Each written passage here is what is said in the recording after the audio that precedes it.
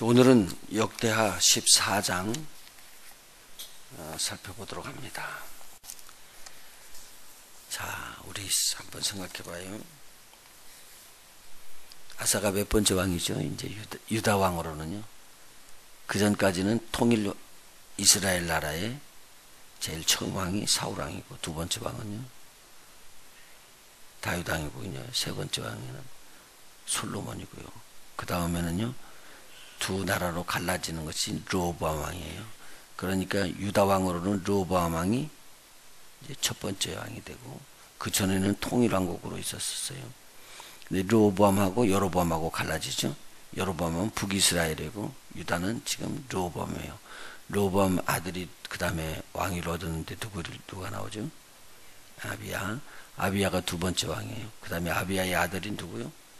아사. 그래서 지금 오늘 지금 아사가 세 번째 유다의 왕으로 지금 그 내용을 지금 살펴보고 있습니다.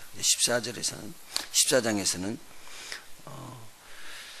아비야가 죽고 다윗성에서 장사되었더라. 아비야는 몇 년 치료했다고 그랬죠? 몇 년 치료했다고 그랬죠? 13장 1절, 2절 보면 나오죠. 2절. 예루살렘에서 아비야가 3년을 치료했죠. 3년을 치료했고, 그 다음에는 아사가 왕위를 얻었습니다. 그런데 르호보암이나 아비야나 다 이렇게 산당을 지어놓은 산당을 허물지를 않아요. 그 산당이 누가 지은 것이죠? 솔로몬이 지은 거예요. 솔로몬이요. 그렇게 지혜로운 사람이 솔로몬이 자기 자손들에게 믿음을 넣어주는 게 아니라 우상을 섬기는 아주 하나님이 굉장히 싫어하는 일들을 하게끔 하고 그냥 왕위를 물려준 거예요. 그래서 이 아비야가 대신 왕이 됐으면은 아비야도 잘하면 좋을 텐데, 아비야는 또 르호보암 아버지 현을 버리지 않고 아버지의 뜻대로 그냥 이렇게 해나가는 거죠. 그래서 하나님의 좀 기분을 상한 거예요. 그런데 그 아들 아사가 왕이 딱 되고 난 다음에는 하나님 앞에 돌아와서 종교 개혁을 일으키는 거죠. 그래서 지금까지 있었던 일들 중에서 하나님이 기뻐하지 아니하는 일은 하지 않도록 합니다. 41년 동안 치리하고 조상에게로 돌아가게 되었습니다. 그 땅에 10년 동안 평안이 들어오는데, 평안이 쭉 들어오는 그 사이에 이제 성도 짓고 견고한 성읍을 만들면서 튼튼하게 그렇게 구비해 나갑니다. 그런데 10년이 지나고 나는데 구스에 있는 군대들이 한 100만이나 되는 군대를 몰고 공격해 들어왔습니다. 이것이 굉장히 중요한 내용입니다. 하나님 중심으로 열심히 살고 있는데 이렇게 안 하면 더 좋지 않습니까? 하나님이 계속적으로 지켜주시고 보호해 주시면 너무 좋지 않습니까? 그런데 하나님 중심으로 막 그렇게 열심히 살려고 그러는데 이런 시험이 꼭 들어와야 됩니까? 그런 질문을 할 수가 있게 됩니다. 하나님께서 원하시는 뜻대로 태양상도 다, 태양상이라면 우리 그 바알상이잖아요. 그 산당에 있는 모든 것들 다 정리하고 우리 하나님 알아주실 줄 알았는데 10년 태평한 다음에 이렇게 전쟁에 들어오는 이유를 오늘 우리의 삶 속에서도 많이 일어난다. 하나님 중심으로 가는데 하나님께서 그 상황에서부터도 더 우위로 끌어올리기 위하면 하나님은 이런 방법을 또 쓰실 수도 있습니다. 굉장히 중요한 내용이거든요. 우리가 이 땅에 살면서요, 안일하게 이제 이때가 좋습니다, 이 정도 살면 좋습니다, 그리고 그렇게 가면은 앞으로 하나님에 대한 소망이 이루어져 버리고요, 이 땅에 있는 소망 그것만 붙잡게 됩니다. 그리고 여기가 좋사오니 나는 여기서 평생 살 거야, 이렇게 될 수가 있거든요. 그때 하나님께서는 조절을 해줘요. 어려움과 시험과 역경을 주면서 하나님의 뜻대로 달려오도록 그렇게 만듭니다. 그래서 아사 왕이 이때 정신을 바짝 차려가지고 우리 하나님 앞에서 군대들을 모아가지고 오히려 아사 왕과 유대 사람들이 가서 구스 사람들을 치도록 그렇게 합니다. 그런데 지금 100만 대 몇만이 싸우냐면요. 58만이 지금 전쟁터에서 싸우는 거예요. 그럼 약 2배 정도의 병력을 갖고 있었던 사람들이에요. 구스라고 그러면은 여러분 아시지만 이 애굽 밑에거든요. 그러니까 애굽 땅 밑에서부터 그 100만이라는 군대가 쳐서 애굽을 거쳐서 어디로 들어오냐면 지금 북쪽으로 놀아가지고 이스라엘 공격에 들어왔으니까 그 당시로 말하면은 이 애굽보다도 더 파워가 나다는 소리예요. 엄청난 힘이 있었던 거죠. 근데 이들이 공격에 들어올 때 아사 왕이 하나님 앞에 공격해 오는 그들을 막으면서 하나님 앞에 부르짖어 기도했다는 내용이 여기에 성경에 기록되고 있습니다. 우리가 주를 찾았으므로 주께서 우리에게 사방에 평안을 주셨습니다. 그런데 우리는 싸워서 이 군대를 이길 수 있는 힘이 없습니다. 그런데 하나님께서는 강한 자와 약한 자 사이에서는 도와줄 사람, 약한 자를 도와줄 사람은 하나님밖에 없지 않습니까? 그리고 하나님 앞에 매달려서 기도합니다. 그럴 때 하나님께서는 구스의 100만 군대를 병거 300승이나 되는 그 거대한 군대를 오늘 부르짖으며 나와서 기도하는 아사의 기도를, 그리고 아사와 유다 백성들의 기도를 들으시고 저들을 한순간에 다 멸망하게끔 만듭니다. 근데 하나님께서 이때 아사와 유대 사람들에게 큰 힘을 더해 가지고 저들이 공격에 들어가는데 막 구스 사람들이 산산조각으로 다 부서지면서 다 흩어져 버립니다. 그리고 오히려 가서 그들이 군량미로 가지고 오고 전쟁을 위해서 가지고 왔던 모든 재물을 약탈해 가지고 올 수가 있었습니다. 이때 엄청난 부가 또 이루어지게 되었다라는 말이죠. 오늘 우리가 여기서 귀한 것을 좀 배울 수가 있습니다. 아사 왕은 하나님의 언약을 붙잡고 기도하고 그 언약을 붙잡고 기도함으로 말미암아 구원함을 얻게 되었다. 제가 그 한국에서 이렇게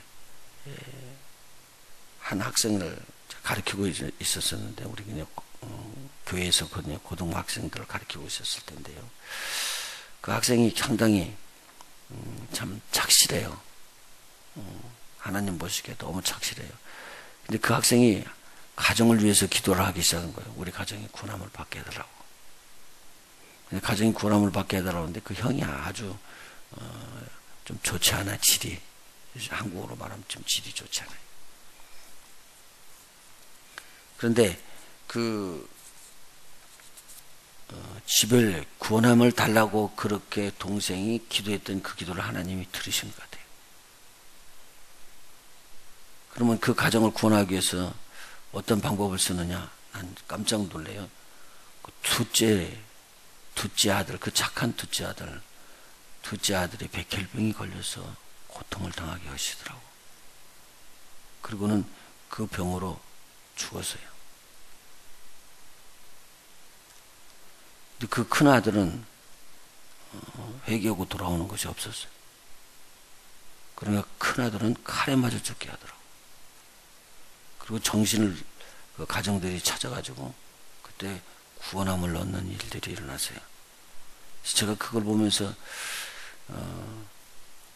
하나님께서, 하나님의 방편으로는 참 좋은 아이, 그건 살려줘야지 되지 않겠어요?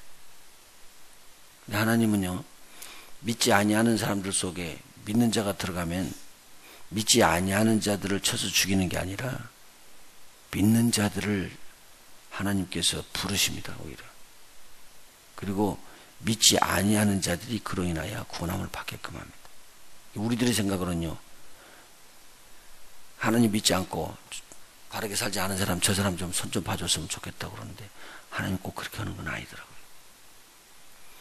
오히려 믿는 자는 하나님의 나라에 갈 수가 있기 때문에 저는 불러도요, 믿지 않는 자를 불러버리면 그는 지옥불로 가잖아요. 그러니까 하나님의 뜻대로 영원히 안 가고 못되게 그런 사람들은 불가항력이기 때문에 하나님께서 그렇게 처리를 하지만, 그렇지 않을 때는 믿는 자들을 희생을 하셔서라도 그렇게 하나님의 일들이 일어난다는 거죠. 그리고 우리 가정 속에서 가정을 살리려면 믿지 아니하는 자들을 오히려 더 어렵게 만들 수도 있어요. 믿지 않는 자들을 어렵게 만들어서도 올 수가 있더라는 거죠. 그런데 믿지 않는 자들을 그렇게 어려움을 당하게끔 해서 주님 앞에 돌려오는 방법도 우리들의 생각으로는 그게 다 타당한 것 같은데 그럴 수도 있어요. 없다는 말은 아니에요. 그런데 하나님께서는 잘 믿는 사람에게 병을 주거나 고통을 주면서 그 가족을 구원할 수가 있다. 어떤 것이 더 하나님이 잘 사용하는 방법이냐면 믿는 자들을 고통을 주면서 전체를 끌어올 수 있는 방법을 하나님은 사용하십니다. 우리 주님 예수님이 십자가에 달려서 그 고통을 받으시면서 그렇게 돌아가시고 우리가 고난받는 것과 같은 이치입니다. 그래서 우리 하나님께서 주시는 큰 은혜를 우리가 받으면서 믿음의 형제가 고통당하고 있는 것이 꼭 정죄받을 그 죄 때문에만 깨닫고 그렇게 판단하는 것은 조금 우리가 앞서가는 일인 것 같아요. 하나님이 그들을 통해서 우리를 경계해주고 우리를 깨닫게 해주는 것을 우리가 꼭 한번 생각해 보면 좋겠네요. 아사왕이 잘 믿고 있었는데 하나님께서는 이 아사왕을 통해서 하나님께서 원하시는 이 유다 나라가 되도록 그렇게 하기를 원했습니다. 그래서 하나님 중심으로 열심히 가는데 종교개혁을 시작하고 난 다음에 이 땅에서 살기를 원하는 평안함을 막 심어나갔습니다. 좋은 성도만 만들고 이제 튼튼하게 이렇게 하면 되겠다고 만들었습니다. 그런데 하나님께서는 이 아사왕이 거느리는 이 유대 나라를 평안으로만 이끌지 않고 전쟁으로 끌어갑니다. 그리고 구스나라와 큰 대전쟁을 일으켜서 이 전쟁을 통해서 승리를 거두게 하면서 하나님을 또 만끽하게 합니다.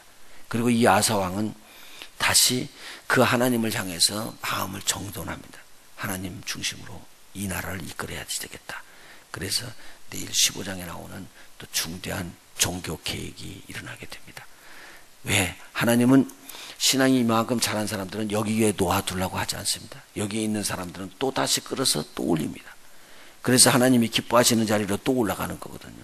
그리고 난 다음에 그 자리에서 머무르지 않고 또 끌어서 또 올립니다. 그래서 우리를 계속적으로 알러트하게 막 정신이 바짝 들게끔 그렇게 해서 끌어가야 하나님 그렇게 해서 우리가 하나님 중심으로 사는 것을 꼭 보여주기를 원합니다. 왜냐하면 우리의 삶은 잠깐 있다가 여기에 머물지 않고 어디로 갈 자들이에요?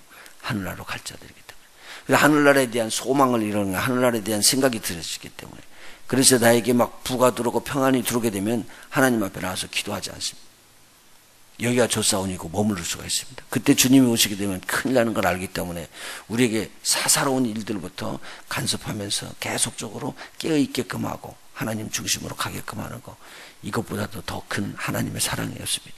하나님은 집요하게 저와 여러분을 끝까지 이렇게 간섭하시면서 하나님의 구원의 반열에 서기를 원하고 하나님의 사랑 가운데 거하고 하나님의 은혜 가운데 거하시기를 원하십니다. 오늘도 주님의 은혜 가운데서 승리하시는 저와 여러분이 되시기를 예수님으로 축원하고 이 땅의 소망이 아니고 하늘의 소망을 가지고 그렇게 복되게 사는 저와 여러분이 되시기를 예수 이름으로 축원해 드립니다. 하나님의 나라는 영원합니다. 그 영원한 하나님의 나라가 여러분의 안에 있는데 여러분이 선포하는 말씀마다 하나님의 나라가 이루어지는 역사가 일어나기를 예수 이름으로 축원합니다. 기도하십니다.